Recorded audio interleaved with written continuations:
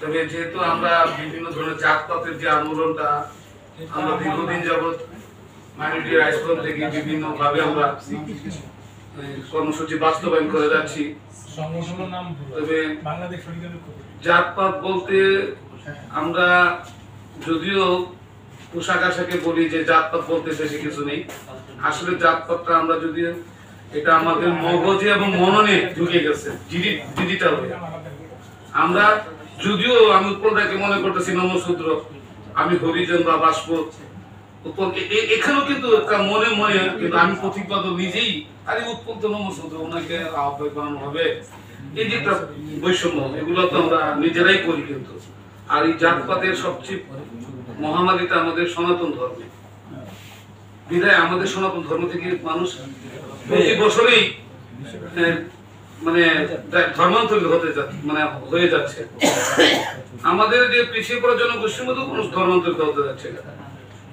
আগে হয়তো উনি অন্য ছিলেন, এখন অন্য পরিচয় দিতেছে, এগুলো আছে। কিন্তু আমরা ময়মনসিংহ বা কিশোরগঞ্জ কাজ করতে গিয়ে জাতপাতে ভালো একটা আমরা কিন্তু কনভেনশন করতে ময়মনসিংহ কিশোরগঞ্জ ভালো একটা জাগরণ।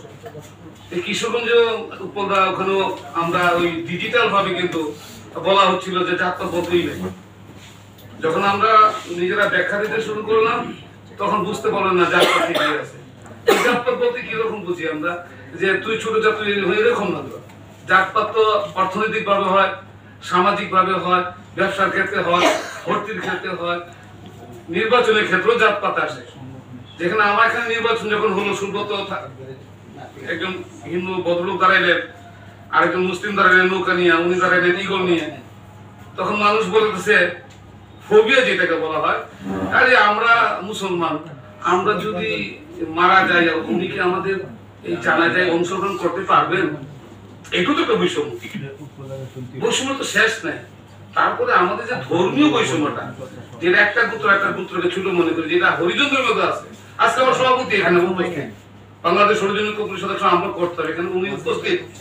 আমরা কি পারছি একটা গোত্রের মধ্যে আমাদের এই বৈষম্যটা দূর করতে? আমার কথা বলতেছি, আমার অবস্থানের কথা বলতেছি। আমরা কি পারছি? খেলা তোমার কাছে বিয়ে হইলে আন্দোলন হয়, মিছিল হয়, এই মামলা হয়, মোকদ্দমা হয়, বিচার হয়, সালিশ হয়, আমরা কি উদার চিত্তে মেনে নিতে পারি?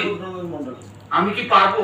তারপরও আমরা যারা একটু সচেতন, যেমন উনার ভাতিজার কাছে আমার ভাতিজি বিয়ে দিয়েছেন, উনি কিন্তু ডোমার মানুষ, আমি কিন্তু বাষ্প হরিজন, কিন্তু গোত্র দুইটা। এগুলা চিন্তা করতে হবে যে এই গোত্র কথা বা বিলুপ করা, বিভব ইয়ে করা, প্রচলন করা, এগুলো তো আমাদের